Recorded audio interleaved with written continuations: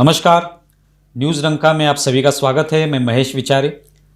दोस्तों, सबसे पहले आप सभी को स्वतंत्रता दिन की बहुत बहुत शुभकामनाएं। एक तरफ तो हम स्वतंत्रता दिन मना रहे हैं, हर साल मनाते हैं, लेकिन उसी वक्त एक दुख भी हमारे पास है। हमें एक जख्म मिला है जो कि कुछ साल पहले जब देश विभाजित हुआ, पाकिस्तान एक मज़हब के नाम पर देश बना और आज पाकिस्तान की चर्चा होती है ऑपरेशन सिंदूर के माध्यम से हो, जो अभी हाल ही में ऑपरेशन सिंदूर हुआ, सक्सेसफुल हुआ, तो उसकी भी चर्चा होती है। वहाँ पे जिस तरह से पाकिस्तान आतंकवाद फैला रहा है भारत में, ये इसकी भी चर्चा होती है। और एक मुद्दा होता है जिसके बारे में ज़्यादातर लोग बोलना नहीं चाहते, और वो विषय है वहाँ पे होने वाला धर्मांतरण, जो कि मज़हब बदला जा रहा है। वहाँ की लड़कियों को, विशेष तौर पे हिंदू लड़कियाँ जो है, उनको उठाया जा रहा है, उनका किडनैपिंग हो रहा है और उसके बाद उनका धर्म बदलने की कोशिश भी होती है, किया भी जाता है और कई तरह के अत्याचार होते हैं। तो इस मामले में हम लोग कभी कभी उसके बारे में कई न्यूज़ में पढ़ते हैं, लेकिन उसकी गंभीरता इतनी बड़ी है, तो वो गंभीरता क्या है, क्या असलियत में वहाँ पे हिंदू जो है वो सहन कर रहे हैं, इसके बारे में आज हम इस वार्तालाप के पॉडकास्ट में हम बात करेंगे। इसके लिए हमारे साथ हैं राहुल शर्मा जी, जो कि यहाँ पे इसी पूरे मामले में काम कर रहे हैं। अर्थात वो खुद अमेरिका में रहते हैं, वहाँ पे काम करते हैं, लेकिन इस पूरे मामले में वो काम कर रहे हैं। ये जो इलाका है वो है सिंध प्रांत, जो कि सिंधियों का इलाका माना जाता है पाकिस्तान में। वहाँ पे ज़्यादा हिंदुओं की संख्या है, तो वहाँ पे ज़्यादातर ये धर्मांतरण बड़ी संख्या में हो रहे हैं, बाकी इलाकों में भी हो रहे हैं। तो ये काम किस तरह से किया जा रहा है, किस तरह से हिंदुओं को ये सब अलग अलग समस्याओं का सामना करना पड़ रहा है, ये सब जानने की कोशिश उनसे करेंगे। इंडस वैली माइनॉरिटीज़ नाम की एक संस्था जो उन्होंने उसकी स्थापना की, और इस माध्यम से वहाँ के हिंदुओं को मदद करने की कोशिश वो कर रहे हैं। तो आइए जानते हैं उनसे इस पूरे संस्था के बारे में, उसके काम के बारे में। राहुल जी, आपका बहुत बहुत स्वागत है न्यूज़ डंका। Thank you. नमस्कार। तो ये तो काम बहुत बड़ा है, बहुत एक तरीके से कहा जाए तो आसान नहीं है। भले ही वो आप बाहर से करते हो, वहाँ के भी लोग आपको मदद करते हो, लेकिन काम आसान नहीं है, क्योंकि विषय इतना गंभीर है कि धर्मांतरण करने के लिए जिस तरह से लड़कियों को उठाया जाता है या उन पर अत्याचार होते हैं, उनके जो परिवार होते हैं उन पर जो जिस तरह के अत्याचार होते हैं, उसको उसमें से उनको छुड़ाना और वहाँ की सिस्टम का साथ लेके भी या उनके सिस्टम से लड़ते हुए भी उनको छुड़ाना उस संकट से, ये बहुत बड़ा काम होता है। तो पहले बताइए कि ये जो संस्था है इंडस वैली माइनॉरिटीज़, ये आपने क्यों स्थापन की, इसकी स्थापना करने के पीछे क्या कारण है? Thank you. बिल्कुल आपको बताता हूँ। इंडस वैली माइनॉरिटीज हमने जो ऑर्गेनाइजेशन बनाई है, उसका सबसे बड़ा जो पर्पस है वो यही है कि जो इंडस वैली की जो माइनॉरिटीज हैं, उसका जो दायरा है इंडस वैली माइनॉरिटीज, आप उसको किसी भी तरह ले सकते हैं कि वो कौन है, पर मेरी नजरों में वो इंडस वैली जो माइनॉरिटीज हैं वो सब माइनॉरिटीज हैं जो पूरी इंडस वैली के आसपास रहती है। सिंधु जो हमारी जो पुरानी ऋग्वेदा में इसका नाम है, सिंधु नदी का। तो इसके जो जिस भी सिविलाइजेशन को इस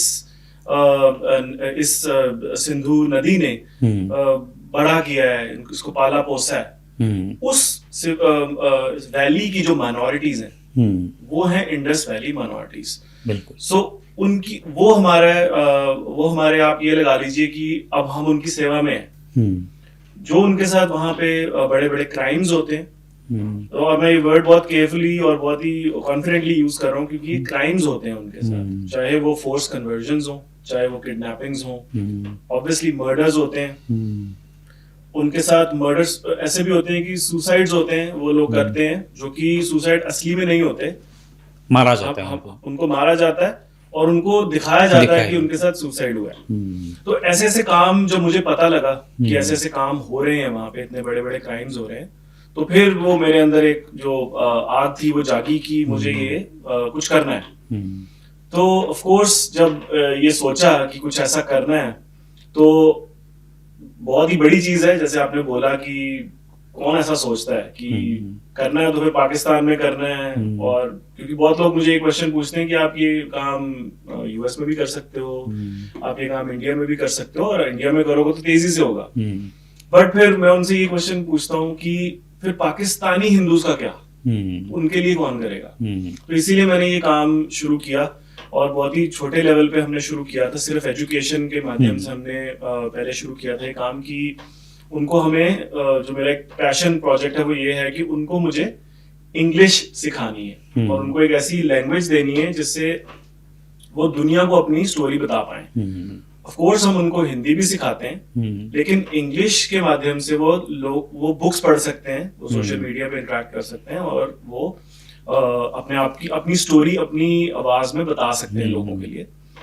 और वो उस प्रोग्राम से हमने शुरू किया था ये काम, एजुकेशन प्रोग्राम से, और फिर बढ़ते बढ़ते बढ़ते ये काफी बड़ा काम है अब हमारा वहाँ पे, और मैं एज वी स्पीक मैं आपको और भी बताऊंगा उसके बारे में।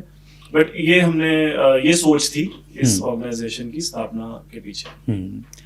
तो ये कभी स्थापन हुई और इसके पीछे क्या कारण था? यानी आप अचानक तो कोई संस्था शुरू नहीं करता, कुछ ऐसे घटा होगा कि जिसके बारे में आपने सोचा होगा, और उसके बाद आपको एक प्रेरणा मिली होगी कि भाई ये इस तरह की एक संस्था होनी चाहिए। बिल्कुल बिल्कुल, ये प्रेरणा मुझे अपने दादाजी से ही मिली, जो कि जब हम बचपन से हमें पता था, और वो बहुत ही प्राउड आरएसएस मेंबर थे दादाजी। चंडीगढ़ में अभी भी उनको बहुत लोग जानते हैं, आरएसएस के लोग जानते हैं उनको, और उन्होंने बहुत सेवा की अपनी पूरी उम्र। वो 100 की एज में उनकी मृत्यु हुई है। और क्या नाम क्या उनका? रामदास शर्मा, आरडी शर्मा के नाम से। तो उन्होंने अपनी पूरी लाइफ सेवा ही की है। जैसे पीजीआई जो एक बहुत ही बड़ा हॉस्पिटल है चंडीगढ़ में, तो वहां पे वो कैंसर पेशेंट्स को जैसे उन्होंने अडॉप्ट किया हमेशा करते थे। अपनी पेंशन का 80% वो कैंसर पेशेंट्स की तरफ देते थे। और वो उन्होंने कुछ 1-2 साल नहीं, उन्होंने मतलब मेरे हिसाब से उन्होंने 40 साल वो काम किया। अच्छा। और इवन 95 की एज में या 98 तक भी वो विदाउट स्टिक चलते थे। अच्छा। और अगर उनको पीजीआई हम कोई ना कोई छोड़ के आता था, एंड बस वो फिर पीजीआई में वॉक करते थे, और किसी भी वार्ड में उनका जाना अलाउड था, और कहीं भी सब डॉक्टर्स उनको जानते थे, और वो बस सेवा करते थे। तो वो चीज हमने देखी। उन्होंने कभी मेरे दादाजी ने कभी ऐसा नहीं कहा कि तुम ये काम करो। मेरे इनफैक्ट किसी फैमिली में भी किसी ने नहीं आज तक कहा कि तुम ये काम करो, लेकिन कर रहे हैं तो कुछ इन्फ्लुएंस उसका ऑफ कोर्स होता ही है। तो आई थिंक वो एक मेरे अंदर है आग की जो हिंदूज हैं उनके लिए काम करना है, बस यही है। तो जब भी आपने ये संस्था शुरू की, जैसे आपने कहा कि एजुकेशन के माध्यम से एक पहला स्टेप आपने रखा और आपने काम शुरू किया, तो किस तरह का सपोर्ट आपको वहाँ पे मिला, या आपने किस तरह से वहाँ के जो विद्यार्थी होंगे या बच्चे होंगे जिनको चुना कि भाई इनको सिखाना चाहिए, हिंदी सिखाना चाहिए, इंग्लिश भी सिखाना चाहिए? शुरू में तो सिर्फ आप ये लगा लो, मैं एक ऐसी टर्म यूज करूँगा, कोल्ड कॉलिंग कि बस कभी किसी से बात की, आप हैरान हो गए। मुझे अगर कोई पता लग जाता था ना कि कोई पाकिस्तान से है, तो मैं ट्राई करता था कि उससे बात करूं कि यार आपको कोई जानता है, कि जिससे कोई ऑर्गेनाइजेशन जानती है जिसके साथ मैं कनेक्ट कर सकता हूँ। तो शुरू में मैंने ऐसी, मुझे लगता है हजार तो ज्यादा हो जाएगा, 100 से भी ज्यादा कॉल्स की होंगी, जिसमें मैं कनेक्शंस बना रहा था कि कौन मुझे वहां मिल सकता है जो मेरी किसी भी तरीके से हेल्प कर सकता है, चाहे वो ये काम कर रहा है या नहीं कर रहा। तो इस तरीके से इतने 100 लोगों से बात करके फिर मुझे धीरे धीरे पता लगना शुरू हुआ, कुछ कनेक्शन बने। तो मैंने जब ये काम स्टार्ट किया था तो हमारे पास सिर्फ 5 बच्चे थे। अच्छा। और हमने 5 बच्चे ऐसे ढूंढे जो एक क्राइटेरिया ये था कि वो थोड़ा सा उनको आता हो ऑलरेडी, क्योंकि मुझे क्या दिखाना था कि उनको मैं अपने इसमें प्रोग्राम में डालूं और हम प्रोग्रेस दिखा पाए विद इन 6 months। अच्छा। एंड 6 months 1 year क्या प्रोग्रेस उनकी हम दिखा सकते हैं। और मुझे बहुत कॉन्फिडेंस था कि अगर हम उनको इंग्लिश सिखानी अच्छे से शुरू करेंगे तो विद इन 6 to 12 months बहुत ही अच्छी प्रोग्रेस नजर आएगी और उनकी प्रोफेशनल लाइफ या उनके करियर में उनको बहुत हेल्प होगी। जैसे एक लड़की है, वो नर्सिंग में उसका है इंटरेस्ट है और वो कोर्स कर रही है। अच्छा। तो अब उसकी इंग्लिश उतनी अच्छी नहीं थी, थोड़ी बहुत अच्छी आती थी लेकिन अच्छी नहीं थी। तो अब उसको जब ये प्रोग्राम में ऐड किया तो अब उसके मार्क्स अच्छे आने शुरू हो गए और उसको वो अपनी जो उसकी एजुकेशन अच्छी हो गई। ऐसी एक और लड़का है विशाल, वो साइबर सिक्योरिटी में उसको इंटरेस्ट है। अच्छा। और उसको मैंने इस प्रोग्राम में डाला तो अब उसकी स्पोकन इंग्लिश अच्छी होनी शुरू हो गई है। तो हमने ऐसे स्टार्ट किया था कि बस छोटे से स्टार्ट करते हैं। तो जब मैंने शुरू किया छोटे से स्टार्ट करना, तो फिर जब उन बच्चों की स्टोरीज, उनके पेरेंट्स से बात हुई, उनकी और कनेक्शंस जब हमारे बने, तो फिर मुझे असली में पता लगना शुरू हुआ कि पाकिस्तान में हिंदुओं के साथ हो क्या रहा है। और फिर जब मेरे सामने वो जब चीजें सब सामने आनी शुरू हुई तो फिर मुझे लगा कि मैं तो ये तो काम मैं कर ही रहा हूँ, मुझे ये भी काम करना चाहिए, विच इज उनकी हेल्प करनी। फिर जब मुझे पता लगना शुरू हुआ कि इनको किडनैप कर लिया जाता है, इनके साथ होते हैं लड़कियों के साथ जो कि 12-15 साल की लड़कियां हैं, तो फिर मुझे लगा कि मुझे तो ये काम भी करना है और उस काम से पीछे नहीं हट सकते। तो मेरे साथ ऐसा होता है कि अब जब मुझे कोई काम नजर आ जाता है और जब मुझे उसके बारे में समझ आ जाती है तो फिर मुझसे उससे पीछे नहीं हटा जाता। तो इसलिए जब मुझे पता लगा कि ये सब भी हो रहा है तो उसके ऊपर भी छोटे छोटे स्टेप्स लेने शुरू किए हमने। तो अब हम काफी बड़े लेवल पे काम कर रहे हैं। हाँ जी। तो ये इस विषय पर आने से पहले थोड़ा आपके बारे में जानना चाहता हूँ कि आप अमेरिका में तो काम कर रहे हैं जी। तो किस तरह का काम होता है, अगर आप बताना चाहेंगी तो किस तरह का काम हो रहा है और उसके बारे में थोड़ा सा आपका प्रोफाइल। बिल्कुल।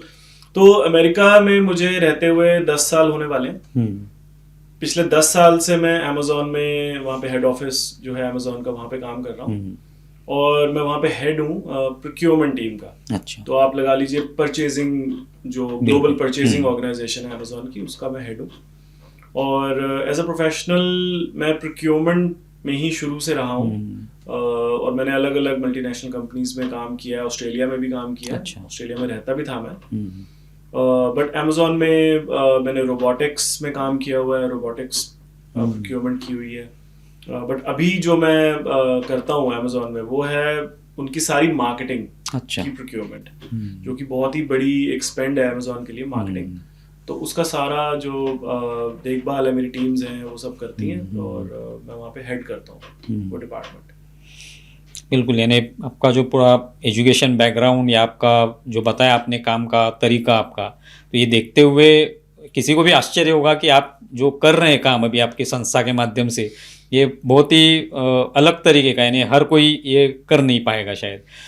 तो अभी जब आपने ये पता चला आपको कि पाकिस्तान में इस तरह का कन्वर्जन हो रहा है, लड़कियों को उठाया जा रहा है, उन पर हो रहे हैं अत्याचार हो रहे हैं, पहला ऐसा कौन सा केस आपके सामने आया जिसके बाद आप थोड़ा सा हिल गए होंगे कि भाई ये क्या हो रहा है, ये पता चलने के बाद, और इसमें मुझे अभी काम करना ही पड़ेगा?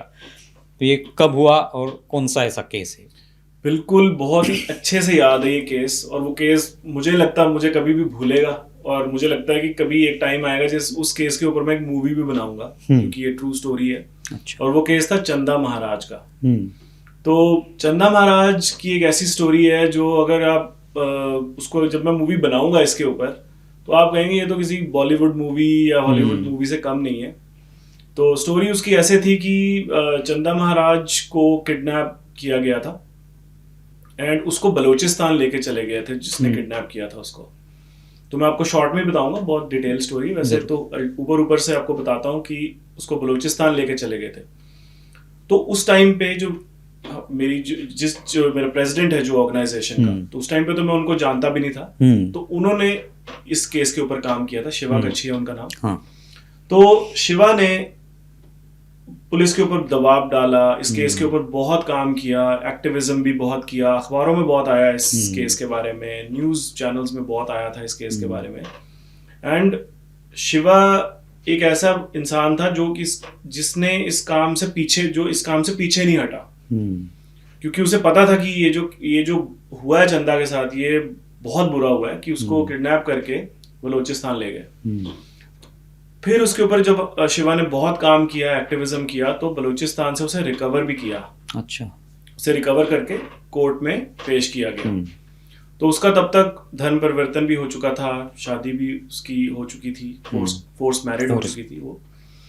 और जब उसको लेके आए थे कोर्ट में तो उसने वो हिजाब डाला हुआ था और मतलब मुस्लिम बना दिया गया था उसको। और कोर्ट में फिर उसके ऊपर बहुत प्रेशर डला, उसको उस पर यही प्रेशर डाला गया था कि अगर तू सच बोलेगी तो हम तुझे, तेरी फैमिली को भी खत्म कर सकते हैं, तुझे भी खत्म कर सकते हैं। तो बहुत ट्रॉमेटाइज थी वो। तो मेरे पास ऐसे वीडियोस हैं, जो ओरिजिनल वीडियोस जो शिवा ने कोर्ट में बनाए, उसकी टीम ने बनाए, जिसमें हम चंदा से बात कर रहे हैं कि चंदा तू घबरा मत, हम तेरे साथ खड़े हैं, तू बस सच बोल।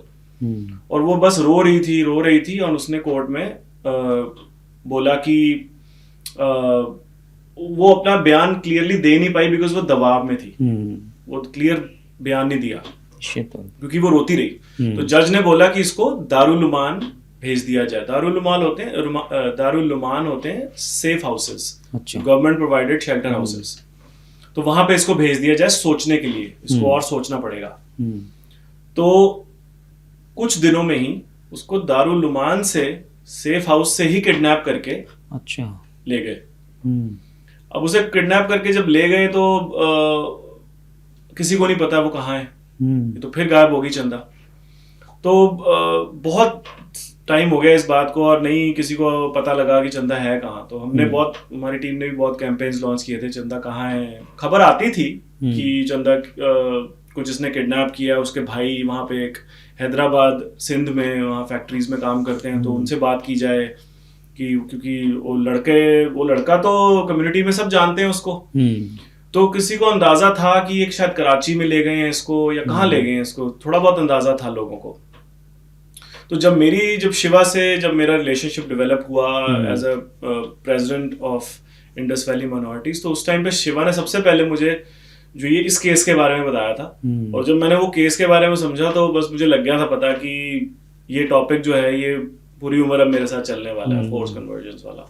ये अब चलेगा क्योंकि ये तो बहुत ही बड़ा टॉपिक है और इसके ऊपर काम किया जाना चाहिए। और शिवा इस पे करता है बहुत अच्छे से काम। प्रॉब्लम क्या है कि जो लोग पाकिस्तान में बड़े होते हैं उनको दुनिया का बहुत कम पता होता है। सोशल मीडिया को कैसे यूज करना है, इंटरनेशनल मीडिया को कैसे यूज करना है, पीआर कैसे करनी है, वो उनको नहीं आता। वो बस काम करना जानते हैं, ग्राउंड लेवल पे बस कर्म करने हैं उन्होंने। उनका यही पर्पस है, सुबह 8 बजे उठना है, 10 बजे घर वापस आना और बस जी तोड़ मेहनत करनी है अपने लोगों के लिए। मैं क्या लेके आता हूँ उनके लिए, उनको उस काम को दिखाना कैसे है। तो मैं फंडिंग करता हूँ, अपनी पर्सनल फंडिंग यूज करता हूँ, प्लस उस काम को मैं एलिवेट करता हूँ इंटरनेशनल कम्युनिटी में। उसको मैं एटलीस्ट ट्राई कर रहा हूँ करने का। जैसे मूवी बनाई है मैंने एक ट्रू स्टोरी के ऊपर, रिंकल है उस मूवी का नाम। तो मैं ये काम मैं इसलिए कर रहा हूँ कि मैं पाकिस्तान तो मैं जा नहीं सकता, बट मैं जो कर्म कर रहा हूँ वो ये है कि इस पूरे मुद्दे को सामने लेके आना, हिंदूज और सब लोगों को, हिंदूज ही नहीं, क्रिश्चियंस, जो भी माइनॉरिटीज, जो मैं कहता हूँ मुस्लिम्स को भी ये चीज पता होनी चाहिए। और कितने लोग जानते हैं मुस्लिम, मुझे उनको भी पता होना चाहिए ना क्या हो रहा है। एंड आप मानेंगे लेकिन बहुत अच्छे लोग हैं कई जो बहुत एम्बैरेसिंग फील करते हैं कि देखो ये इस्लाम के नाम पे क्या कर रहे हैं ये लोग। बहुत ऐसे लोग भी हैं जो ये कहते हैं कि इन लोगों को रोका जाना चाहिए बिकॉज ये तो उसका नाम खराब कर रहे हैं इस्लाम का। बट ये प्रॉब्लम जो है ये बहुत ही डीप रूटेड इस्लामिक प्रॉब्लम ही है। अभी ये जो आप काम कर रहे हैं जो कि सिंध प्रांत में, तो वहाँ पे सबसे ज़्यादा हिंदू है ऐसे कहा जाता है। तो कितना उसका अगर हम लोग देखेंगे तो कितना बड़ा ये प्रॉब्लम है वहाँ पे, कितनी बड़ी संख्या में ये हो रहा है? कुछ ऐसे स्टैटिस्टिक्स आपके पास उपलब्ध है कि जिस तरह से बता सकते हैं कि भाई इतना हर साल होता है या हर महीने में होता है, कुछ उसके बारे में बताइए। बिल्कुल है ये। आप इस बात पे आपको हैरानी होगी कि जब वो कन्वर्ट करते हैं किसी को, लिटरली एक कॉर्नर पे एक नंबर लिखा होता है, नंबर 612, 620। तो वो नंबर किसका है? वो कन्वर्जन सर्टिफिकेट का नंबर है। अच्छा। तो वो तो खुले में बताते हैं कि इतने लोग कन्वर्ट कर दिए। और ये सिर्फ हमें जो पता है 2 दरगाहें हैं सिंध में, एक बरचुंडी दरगाह है और एक पीर सरहंदी, 2 दरगाहें हैं। मोस्ट ऑफ द कन्वर्जन्स यहीं से होती हैं। अच्छा। और ये साल में कोई 1500-1600 तो हमें पता है जो होती हैं। अच्छा। अब नंबर्स अगर आप देखेंगे, आप कहेंगे यार 1500, कई लोग कहेंगे कोई बहुत बड़ा नंबर नहीं है, कई लोग कहेंगे बहुत बड़ा नंबर है। वो मैं लोगों पे छोड़ता हूँ कि वो क्या समझते हैं इसको। लेकिन मैं ये भी लोगों को ये बताना चाहता हूँ कि जो 1500 जो नंबर है वो ये एक नोन नंबर है, वो हमें पता है। बहुत बड़ा एक नंबर है जो रिकॉर्ड भी नहीं होता है। ये नंबर्स ऐसे हमें इसलिए पता लगते हैं बिकॉज ये कई केसेस होते हैं जो बहुत ही वो क्राइम्स हैं। किडनैपिंग, कितने केसेस हैं, घर से गन पॉइंट पे किडनैप कर लिया। कितने केसेस हैं जिसमें एक लेडी अपने हस्बैंड के साथ और 2 बच्चों के साथ कहीं जा रही है, टेम्पो में जा रही है, लेडी को किडनैप करके ले गए। किसी केस में लेडी के बेटे को साथ ले गए, लेडी की डॉटर को साथ ले गए, या लेडी को अकेले साथ ले गए। हमारे पास कितने ऐसे केसेस जिसमें मैरिड लेडीज को किडनैप कर लेते हैं। 28 साल की लेडी, मुझे उसका नाम नहीं याद आ रहा, बट उसको किडनैप करके ले गए। तो ये जो प्रॉब्लम है ये सिर्फ 1500 की प्रॉब्लम नहीं है। 1500 तो बस एक छोटा सा एक ऐसा नंबर हमारे सामने आता है जिसको हम एक बोल सकते हैं कि जैसे इन इंटरव्यूज में बता सकता हूँ कि ये नंबर हमें पता है। लेकिन जो असली में जो काम हो रहे हैं पीछे से वो तो बहुत बड़े हैं। उसमें फोर्स कन्वर्जन ही नहीं है सिर्फ, उसमें लैंड ग्रैबिंग्स भी हैं। हिंदूज की शॉप्स ले ली जाती हैं। एक हमारे पास हम एक केस पे काम कर रहे थे जिसमें 10 हिंदुओं के घर जला दिए उन्होंने और आग बुझाने भी नहीं दी। अच्छा। वहां पे खड़े हो गए वो बंदूकें लेके, वहां पे सामने वो पानी बह रहा था नहर में, उसे लेके इन्होंने बुझाने की ट्राई की, वो बुझाने ही नहीं दी आग, तो 10 हिंदुओं के घर जला दिए। तो वो कोई स्टैटिस्टिक्स रिकॉर्ड नहीं हो रहा। तो ऐसे बहुत स्टैटिस्टिक्स हैं जो रिकॉर्ड नहीं होते। बट अगर एक आपको नंबर चाहिए तो 1500 तो हमें पता ही है कि जो फोर्स कन्वर्जन होती हैं। और ये नंबर इसलिए इम्पोर्टेंट है बिकॉज ये केसेस हमारे सामने आते हैं और ये cases most of the times इनमें क्राइम इन्वॉल्व होता है। Kidnapping, force conversion, force marriage involve होती है। माइनर्स भी होती हैं लड़कियां। तो एक सिंध मैरिज रिस्ट्रेन एक्ट है। अच्छा। जिसमें माइनर्स की आप मैरिज नहीं कर सकते। आए दिन 12, 13, 14 साल की लड़कियों की मैरिज होती है। Sindh child marriage restraint act clearly बोलती है कि आप एक नाबालिग लड़की के साथ शादी नहीं कर सकते। बट हो रहा है सब कुछ। और वो रजिस्टर भी हो रही है मैरिज, दरगाहों में रजिस्टर भी होती हैं, सर्टिफिकेशन भी मिलती है उनके फोर्स तो नहीं, मतलब कन्वर्जन सर्टिफिकेशन मिलती है उनको, और वो एक लेजिटिमेट मैरिज काउंट होती है। तो एक कानून एक दिखावा बन गया है कि भाई कानून है लेकिन उसका कोई पालन तो कोई नहीं कर रहा है, ये स्थिति है। अभी जिस तरह से आपने ये पूरा बताया तो आंकड़े जो बताए कि 1500 1600 होते होंगे इस तरह के केस, तो ये तो आंकड़ा बड़ा ही होगा क्योंकि आज तक हम लोगों ने देखा जब से पाकिस्तान बना है वहाँ के हिंदुओं की संख्या दिन ब दिन घटती ही जा रही है। शायद 1-2% हिंदू बचे होंगे पाकिस्तान की पॉपुलेशन देखते हुए। तो इस हिसाब से तो ये कन्वर्जन ही हो रहा है इस तरीके से। तो अभी आपने जिस तरह से बताया कि अलग अलग केसेस आते हैं, इसमें ऐसे भी केसेस होते हैं जैसे कि लड़कियों का अपहरण होता है और उन पर अत्याचार होते हैं, लड़कों पर भी अत्याचार होने के केसेस हमने कभी कभी न्यूज़ ऐसे भी पढ़े हैं कि जिसमें लड़कों को भी अपहरण उनका किया जाता है, उन पर भी अत्याचार होते हैं। बिल्कुल होते हैं। अभी एक सबसे पहले ही जैसे आप क्वेश्चन पूछ रहे थे मेरे दिमाग में एक लड़के का नाम आया, दिलीप कुमार। तो ये केस है कोई 4 महीने या 5 महीने के पहले का केस है। 10 साल का लड़का दिलीप कुमार, और वो खेत में लकड़ियां इकट्ठी कर रहा था। अच्छा। और उसको पकड़ा इन्होंने, किया, और हमें पता लगा फिर 2-3 दिन बाद हमें पता लग गया था कि ऐसे कुछ हो गया है। तो फिर मेरी टीम गई थी वहां पे, उसके घर पे गई थी, हमने वीडियो भी बनाया उस लड़के का और उसकी इंटरव्यू भी ली। छोटा सा बच्चा है वो, 10 साल का, उसका इतना छोटा सा स्कूल बैग है उसका, मतलब हमने वो भी दिखाया। और उसका इतना बुरा हाल था कि वो बैठ भी नहीं पा रहा था क्योंकि ही वाज इंजर्ड। उसकी बहुत बड़ी इंजरी हो गई रेप की वजह से, चल भी नहीं पा रहा है, बैठ भी नहीं पा रहा है। तो हाँ, हमने उसकी हेल्प की जितना हम उसकी हेल्प कर सकते थे। अभी ये काम करना बहुत ही मुश्किल होता है, विशेष तौर पे उसी देश में काम करना है जहाँ पे इस तरह की घटनाएं हो रही है, और शायद सभी वहाँ की जो भी व्यवस्थाएं हैं, पुलिस व्यवस्था हो या वहाँ की आर्मी की व्यवस्था हो या जो भी वहाँ की व्यवस्था है, सरकार हो, इन सबको ये पता होता है, फिर भी उनके सामने ये होता रहता है। तो किस तरह से इस सिस्टम का आप लोग सामना करते हैं, या उनकी तरफ से कोई मदद भी मिलती है या सिर्फ दिखावा ही होता है? मदद का इसमें ऐसा है कि हमारे पास कोई ऑप्शन नहीं है कि हमें तो सिस्टम को ही यूज करना है। जो भी सिस्टम है, सिस्टम कोई अच्छा नहीं है, बहुत बुरा सिस्टम है, लेकिन हमने रास्ते निकाल लिए हैं कि हम उस सिस्टम को भी कैसे यूज कर सकते हैं। जैसे अगर आप एक पिटीशन डालेंगे, अगर आप एक केस डालेंगे लॉयर को साथ लेके जाके, तो केस तो रजिस्टर होगा ही ना, कोई तो रजिस्टर करेगा, तो वो केस रजिस्टर होता है। उससे क्या होता है कि अगर कुछ क्राइम हुआ है और अगर हमारे पास एविडेंस है, एक लड़के ने बोल ही दिया कि मेरे साथ ऐसा हुआ है, तो केस तो रजिस्टर करना पड़ेगा, एफआईआर भी रजिस्टर करनी पड़ेगी उनको, तो एफआईआर रजिस्टर हो जाती है। अब जब एफआईआर रजिस्टर होती है तो उसके बाद फिर हम प्रेशर डालना शुरू करते हैं कि अब क्या हो रहा है इस एफआईआर के बारे में। कुछ हमारे लोकल जो कनेक्शंस भी बन गए हैं, कुछ वहां पे डीएसपीज जानते हैं, कुछ एसपी, कुछ आईजी, इवन वो भी कनेक्शन बने हुए हैं। उन पे हम उनको फोन करते हैं, उन पे प्रेशर डालते हैं कि सब कुछ तो हो गया, एफआईआर भी होगी, तो अब काम भी कीजिए, हमें तो पता है किसने किया ये सब कुछ। अब दिलीप कुमार के केस में जिसने उसका किया था, हमें पता है वो कौन है। हमने तो नाम उसका लेके, उस लड़के ने नाम लिया है उस बंदे का, तो हम नाम देते हैं उनको।